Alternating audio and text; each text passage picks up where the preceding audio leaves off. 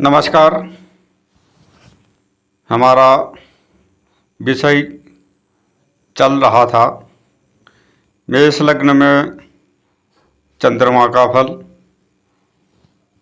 पिछले वीडियो पर चंद्रमा का मेष राशि से लेकर कन्या राशि तक यानी पहले भाव से छठे भाव तक दिया गया है।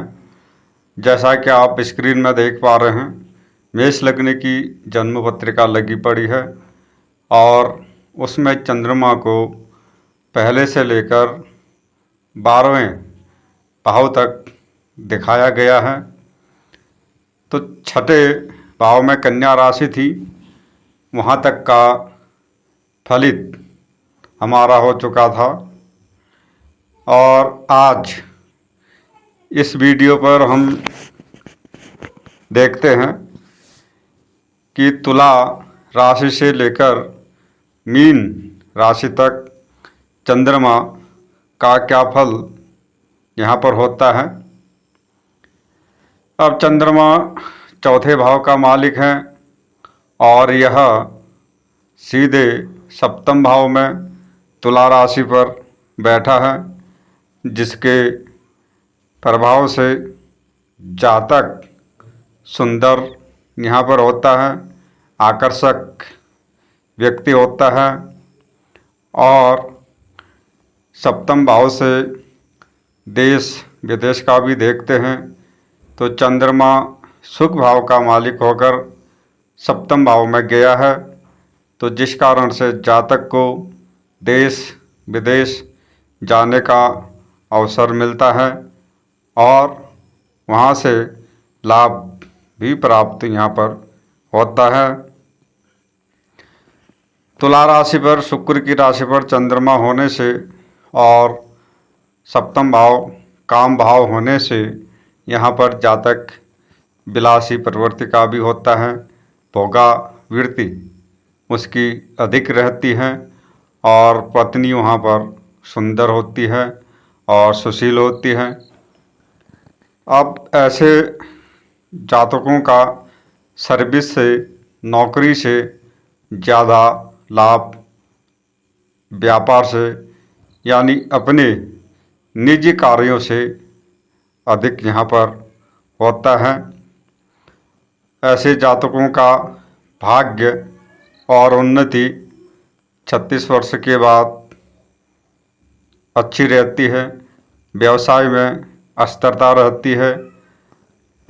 अगर चंद्रमा यहाँ पर पाप पीड़ित हो, पाप दृष्ट हो तो वहाँ पर गुप्त चिंताएं बनी रहती हैं, स्त्री को कष्ट होता है और शरीर कष्ट यहाँ पर जातक का रहता है। तो इस प्रकार से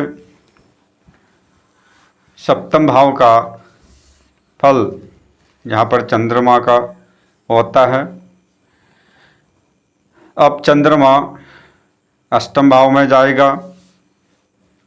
अष्टम भाव में वृश्चिक राशि है, मित्र राशि है, लेकिन उस राशि में चंद्रमा को नीच का माना जाता है और अष्टम भाव वैसे भी अशुभ भाव है। तो अष्टम भाव में जब चंद्रमा जाता है सुख भाव का मालिक होकर, तो वहाँ पर सबसे पहले बाल्य काल में, बाल्यावस्था में उसको विकट रोग होते हैं, जिनके कारण से शरीर निर्बल और दुर्बल वहाँ पर रहता है।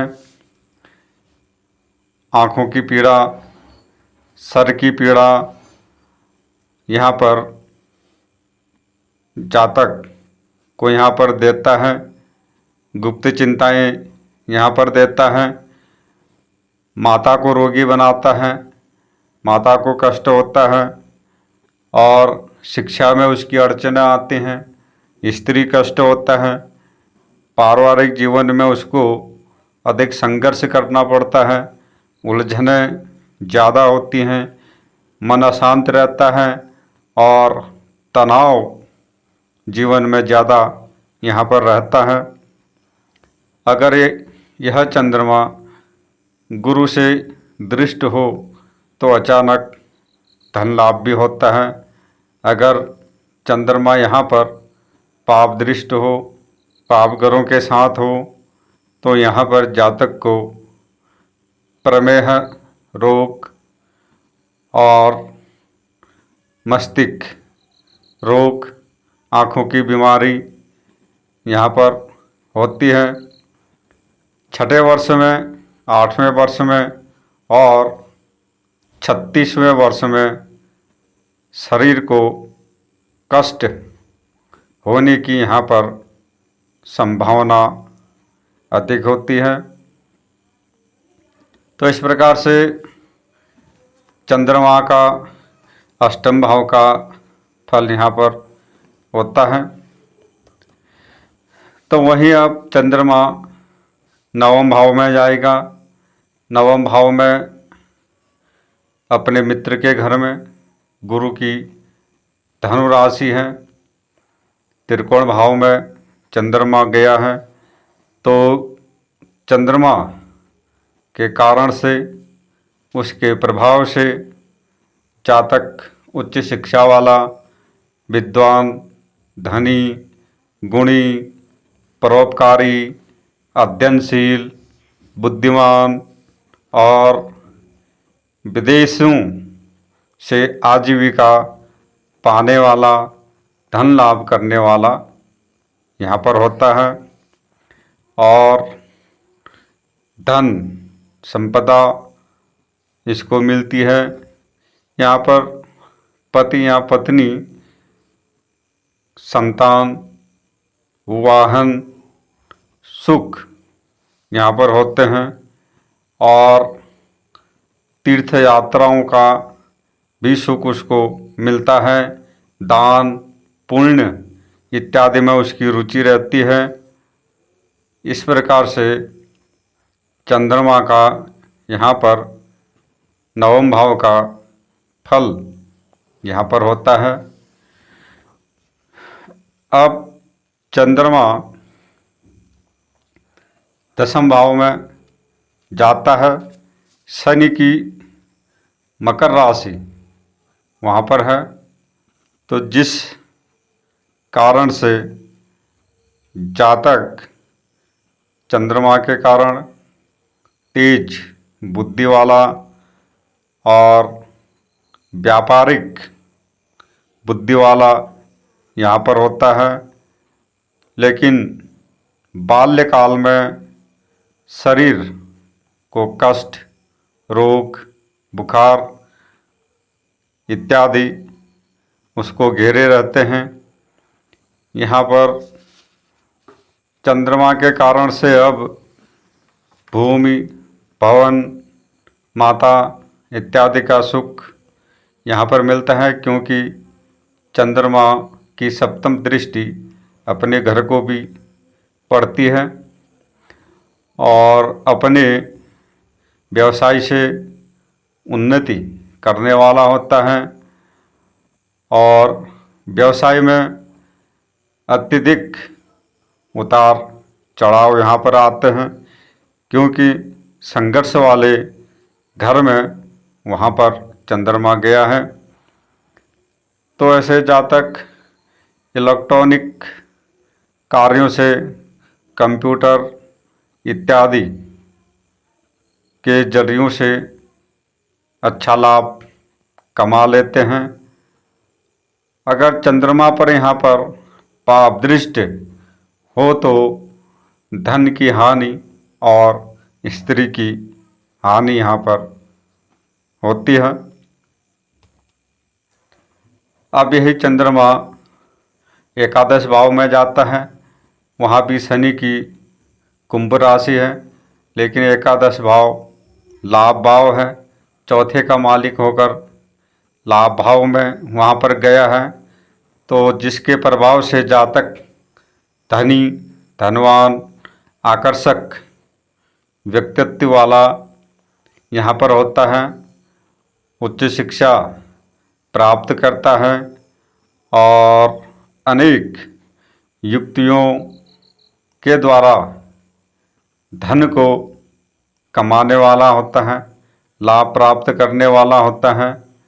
भूमि, भवन, वाहन, माता का सुख मिलता है और सौभाग्यशाली यहाँ पर होता है।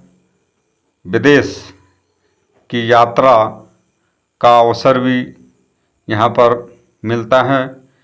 शेयर मार्केट, सट्टे, काला बाजारी इत्यादि से धन लाभ करने वाला यहाँ पर होता है। लेकिन पुत्र की अपेक्षा यहाँ पर कन्या संतान अधिक यहाँ पर चंद्रमा देता है।